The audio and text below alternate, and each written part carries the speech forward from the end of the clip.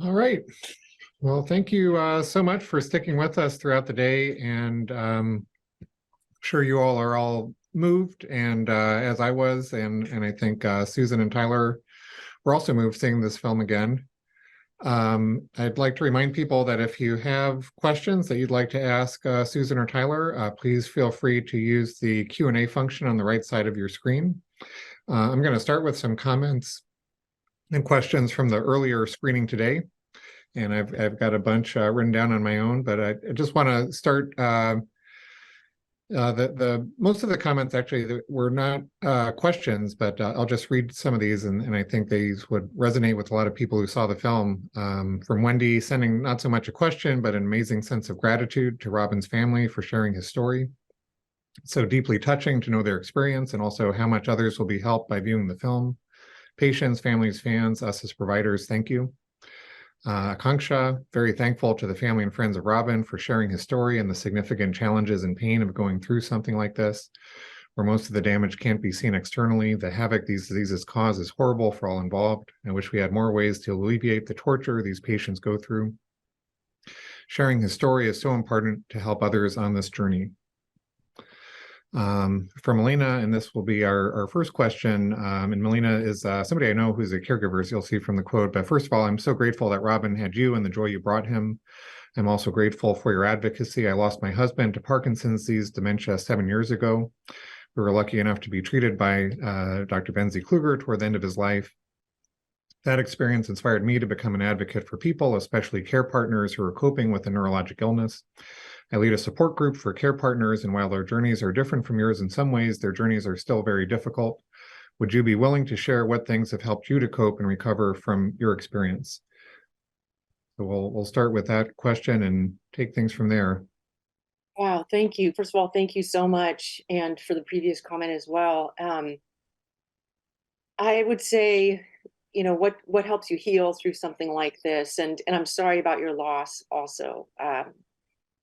It, like what you've done, it sounds like, is you've gone out and you turned around and started helping people. And I think that there's a lot of healing. For me, there was a lot of healing that came from taking my experience, our experience, Robin's experience, what we had together walking through this, and sharing that with others, just in all of the raw form of what it was. And then it just became natural that the more, as I dug into it for my own curiosity to get right for Robin and I about what actually happened, the more I found out, it was just like pulling on a thread and then another thread, and I'd find out more. And for me personally, besides all the other ways I was healing, and family, friends, therapy, trying to stay fit, to keep my own chemistry working, like all those things, it was really this point of,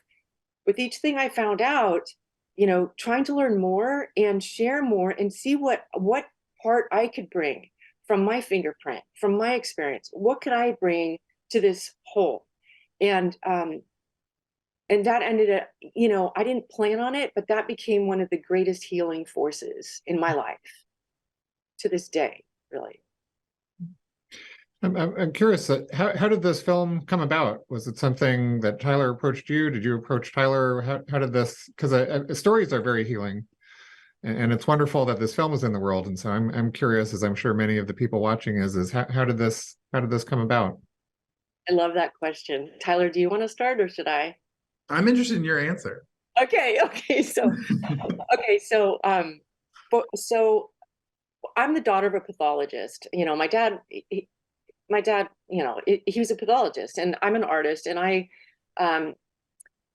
really, with what I found out, I've also found out that I kind of, I like languages, and I think I really enjoy learning the language of the medical jargon around this. And my dad became one of my staunch allies in helping me understand and interpret things in the beginning. Okay. And so what I saw as beneficial, there was a lot of pressure from people in Hollywood and other places that wanted to do a film or to, get into all the stuff. And it's like, that wasn't the stuff I wanted to get into, because it was, first of all, it didn't exist. It was irrelevant. It wasn't a part of like, I don't know. They were looking for something that was not the story that was our truth. And so I wanted to do a medical story. I wanted to do something that covered the science. And meanwhile, now I didn't set out to do that, but that's where my heart was. So that's why I was going on my path that was following each science,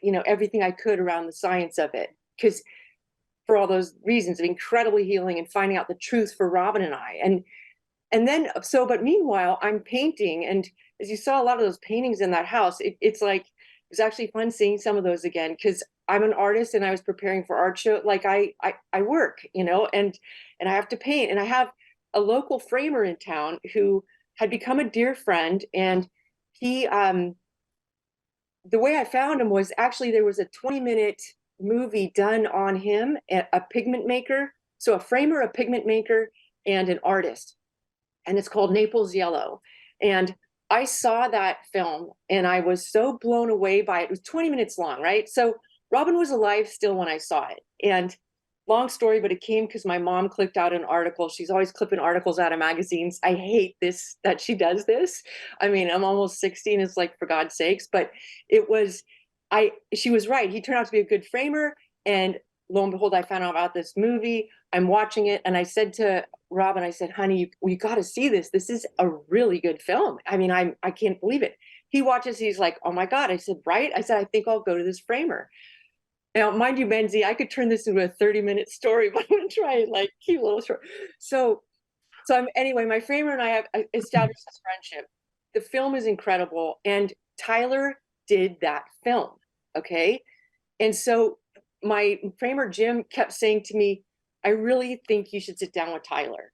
I really think you should sit down with Tylor. And I remember I went up to Canada and I was beginning a relationship with the American Brain Foundation. I did my first talk to a room full of neurologists. I came back and Jim kept saying again, he was harassing me basically every time I'd come in to get a painting frame for work. He's like, I really think you should sit down with Tylor. Finally, to make him stop, I said, okay, I'll call him, So I called Tylor. And I could not believe that he could function left brain, right brain, like it was nobody's business. He was all over the artistic, getting it, but also he got the science. He got that. But he said, let's just get together and sit down and talk some more. So we grabbed lunch together. We continued talking. And by the way, he did make it clear in that phone call, there's no way in hell he was going to do a science or medical film. But so I was kind of like, but it was worth sitting down with him because he wasn't just a Hollywood person. You know what I'm saying? I mean, I don't mean to, it wasn't just about stuff that wasn't important to me in our journey. It was about the, so from there, he just said, well, let's just keep talking and put a camera on it. And then long story short, 4 years later, bada boom, the film's done. And bada boom, 4 years. But yeah, I think my quick answer to that, just to like add to that, is that, I think that's a really great answer. And I think what I found when you called me was like, you're just such a detective. There's like such a, especially at that point in time in your life, like you were hot on the trail of something, you were finding out, you had clues, you had things that were adding up, you had like truths that were coming to light. Like there was this real energy around what you were doing, how you were coming about it. And then this real excitement around how you could share that and what that would look like to like sort of do some good, right? If you're starting to solve a case, you want to start like getting the evidence out there. You want to start like making sure that like the people who've been wronged, which is like everyone who loved Robin in some way, if they believed the wrong thing about the end of his life, that was a little bit of a thing that needed to be undone. So she had this real energy. And that was something I was like, that has to be part of it, right? Like in a great detective film, like she is this, like the person living this journey, the only one left to tell the story. Like that for me was that was the thing where it took a lot of, I think that was the thing where it was like, if you're willing to do that, if you're willing to have yourself be part of this, if you're willing to be vulnerable and open your personal life to like getting this message out, I think it'll be twice as potent. And I think that's what we ended up with.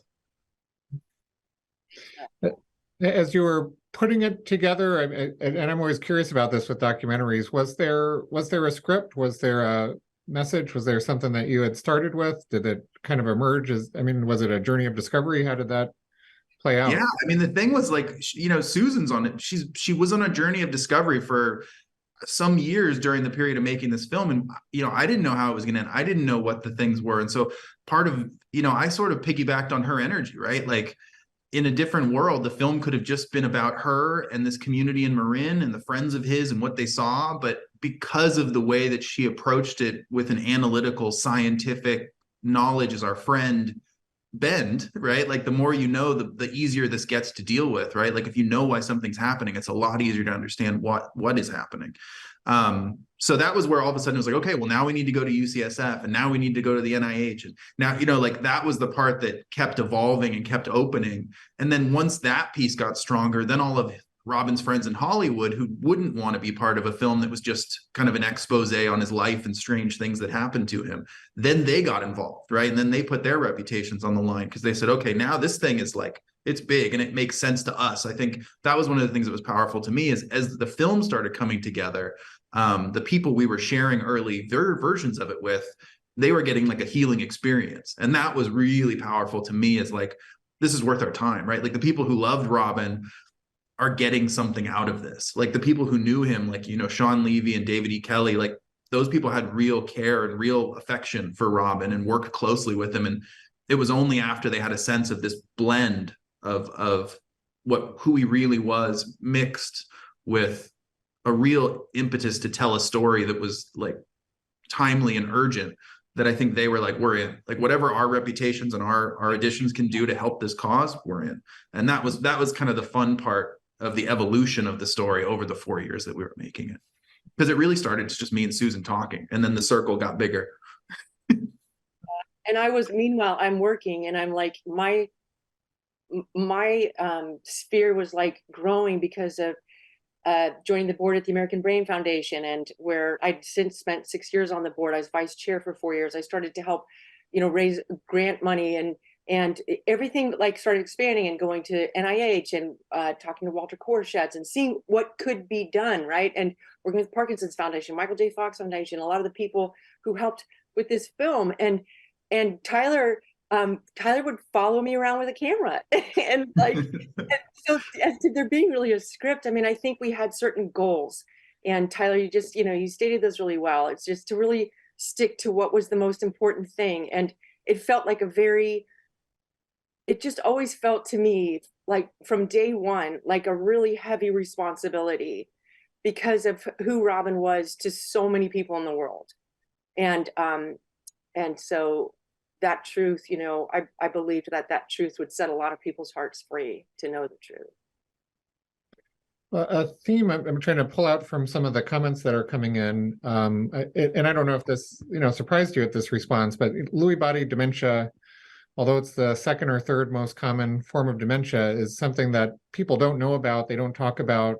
More often than not, when I see people, they've been misdiagnosed often for years. And to have this movie out there, to see these symptoms, to start breaking the stigma, I think is really powerful. And were you expecting the response that you got? Were you surprised at, you know, kind of this deep chord that it hit? Because I think there's the story of Robin, but there's also this other story that a lot of other people have been through and can really deeply identify with.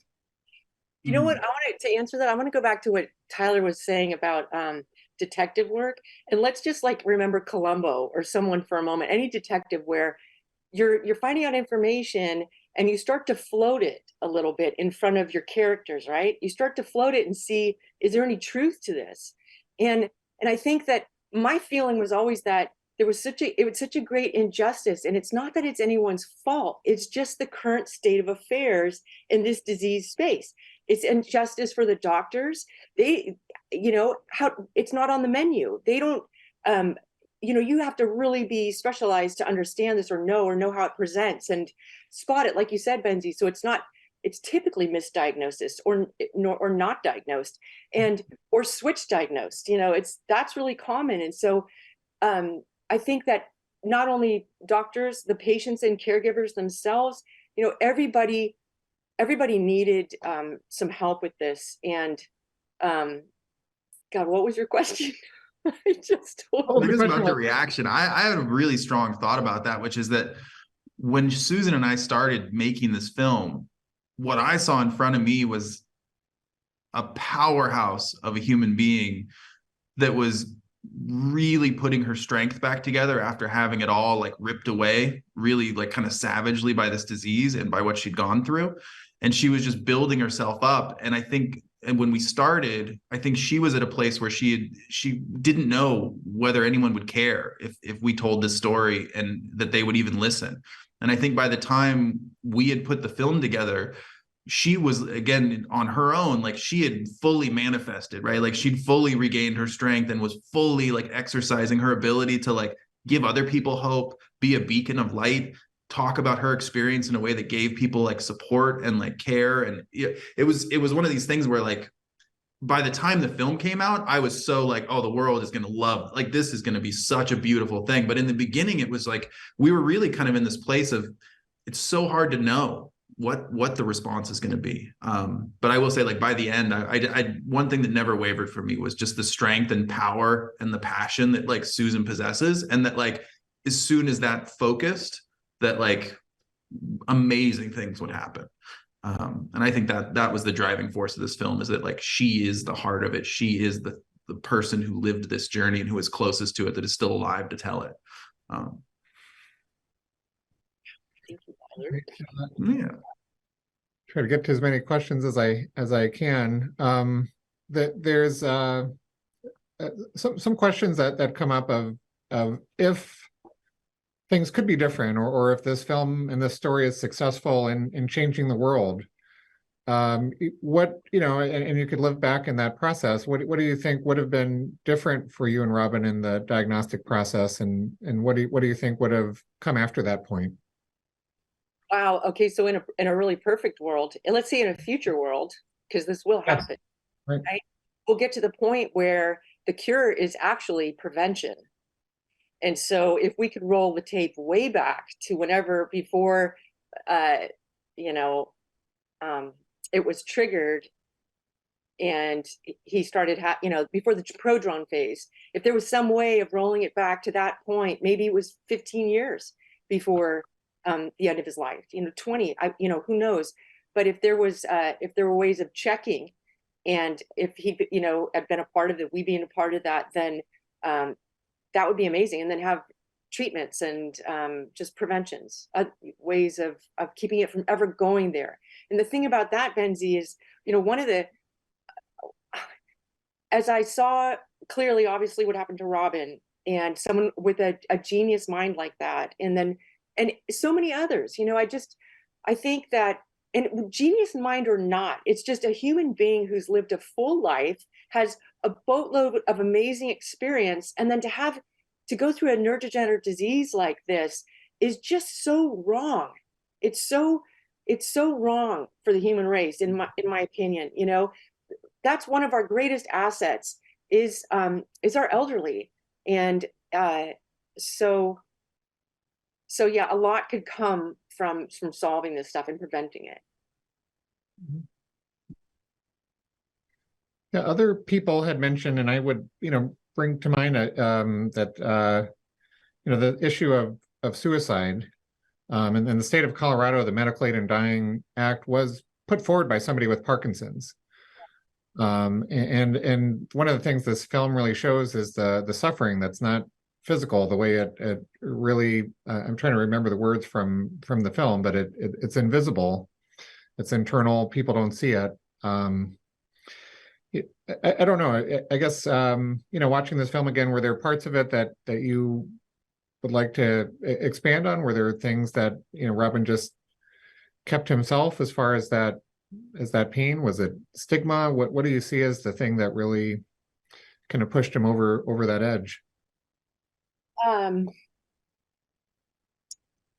Yeah, it's clearly you have so much understanding about this, and it's really nice to be talking with you right now about this. It's I think that so much is invisible, and that's the real travesty of this. I'm sure I know there's a lot of bad diseases out there, but this is up there with one of the worst, in my opinion. you know, and it's because it's invisible. And the person who has it, because it's that way, whereas if you had cancer, if you had a tumor, something that could be seen and understood in a different way, people would get certain things, and there would be understanding and for your behavior. I think Dr. Bruce Miller said it very clearly in the film, and it was really, I enjoyed hearing him say that again. And just the idea that it's neurological, but it presents as psychological. Mm-hmm. And I think Robin's, you know, just seeing him in the Bengal tiger again at the Baghdad Zoo. I mean, that the cage as the lion, you know, Lewy body is like a cage, and it's invisible, and no one knows those struggles you have. And when someone commits suicide from that point, you know, first of all, anyone who commits suicide, there's always more going on. And I guarantee you, people who are loved ones of people who have passed from suicide, they understand that there's always more going on. If you've never been exposed to suicide, you don't have it's hard to have the comprehension. It's trying to tell someone what it's like to have a baby, you know. I mean, unless you've done it, there's certain things you just can't convey. And there's a way of understanding that there's something more. And it rarely ever is a person who commits suicide in their clear mind. And particularly with Lewy body, the fluctuating cognition, while, as Johnny Steele said, I think Johnny and may have mentioned it in the film, is, you know, they were trying to grapple with, everyone was trying to grapple with, well, why would he do this? And, you know, at the end of the day, only Robin knows. But knowing this disease, you can make some surmised, you know what, he probably didn't. My opinion is that he wanted to kill the disease. I don't think he realized he was going to kill himself.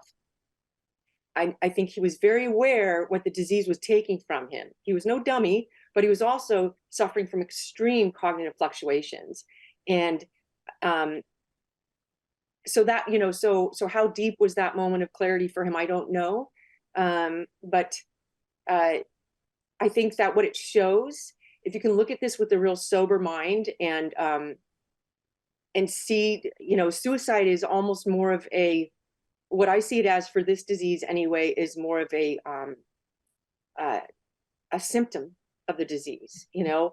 And it's not necessarily, it's a choice, but really it's more of a symptom of the disease. And it also points to just how horrific this thing is to live with.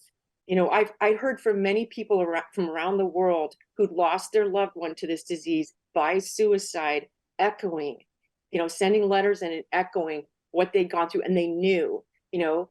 And it's hard to convey this thing to anyone who's not in this field and hasn't understood, or who's been through the pain and suffering of losing someone to this.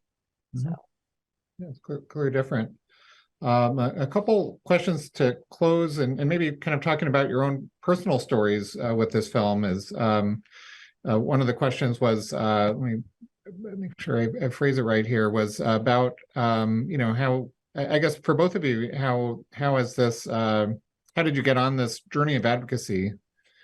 And how, yeah, I guess what is the repercussions and the reflections that you have as you're on this journey? I mean, we were talking actually beforehand that there's 26 pages of times that you've shown this film and talked to audiences like ours. And so this film's clearly very important. And so I'm you know, curious to hear about the beginning of the journey and where you see the journey going from here for both of you.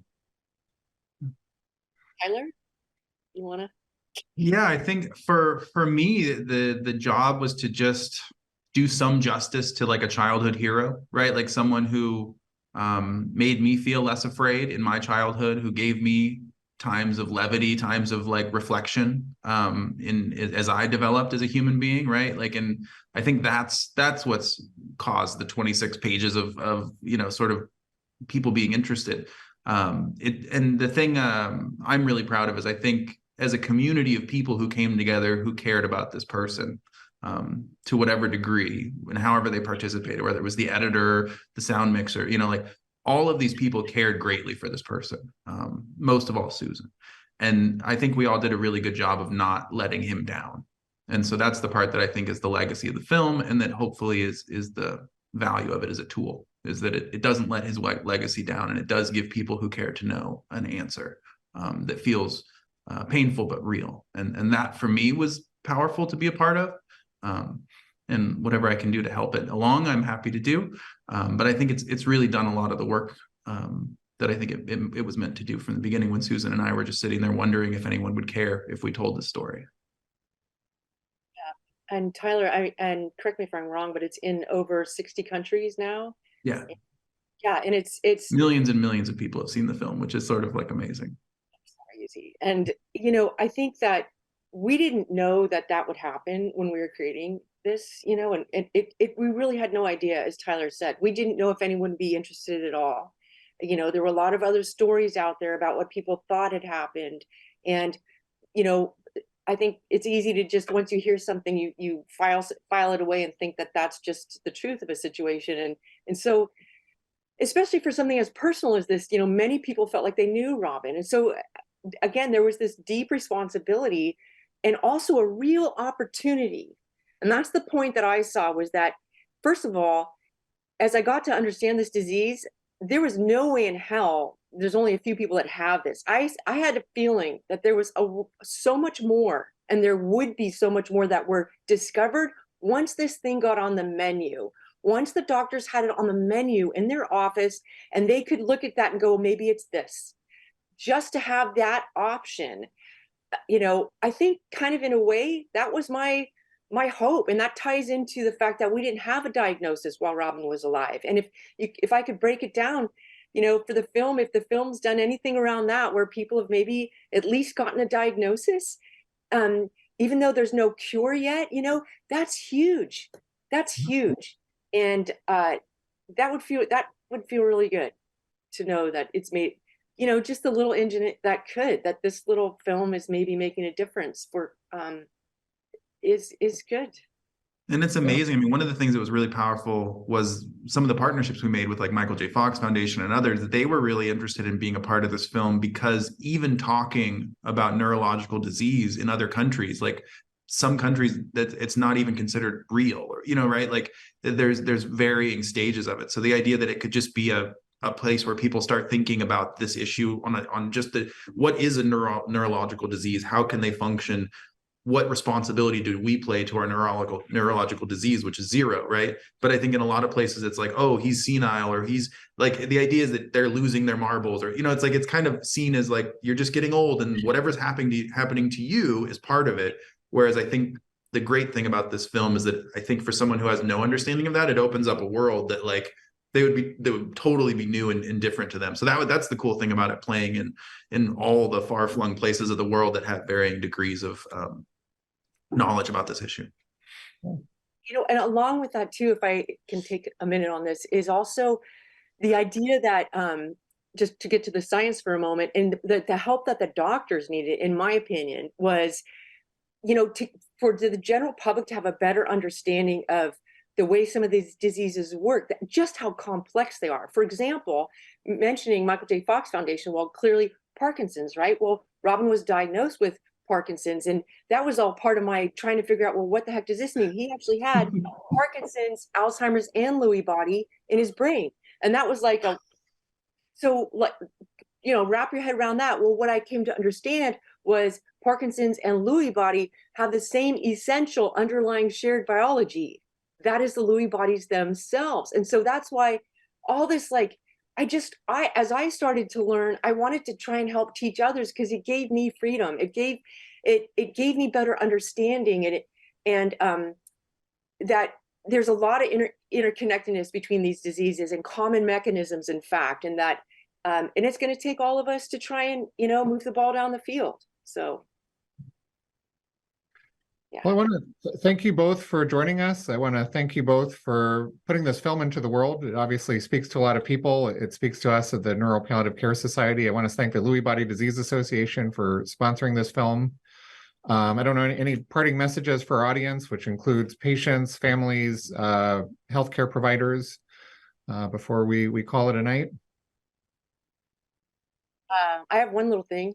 Yeah. I guess just one thing I like to just to recommend it again, we didn't know what we were dealing with. So we had we had a lot of doctors and specialists and different people helping us, but they weren't connected. They weren't functioning as a team. And it's, I mean, there's hypnotherapists, psychiatrists, neurologists, so I would just, one thing to go after is making sure that you have a team and that you have a specialist, and that your specialist is familiar with Alzheimer's, Lewy body, Parkinson's, and a motor specialist is also a good person to have a part of the team if you need that, which is someone who really knows about the medications as well. And so just the idea of having a team is a good way to go, I think, particularly with a disease like this. Team captain. Yeah, so. Absolutely. Lord, any parting remarks? Nothing from me other than thank you for giving this film another way to reach people. I hope it's helpful, and it means a lot to us to be able to be a part of events like this where we can keep spreading it. Absolutely. All right. Well, thank you so much. We will see you tomorrow. And actually, tomorrow we will be presenting Susan Schneider Williams with our Advocate of the Year award. So we will see you all then. Take care. Thank you so much. Okay. Thank you.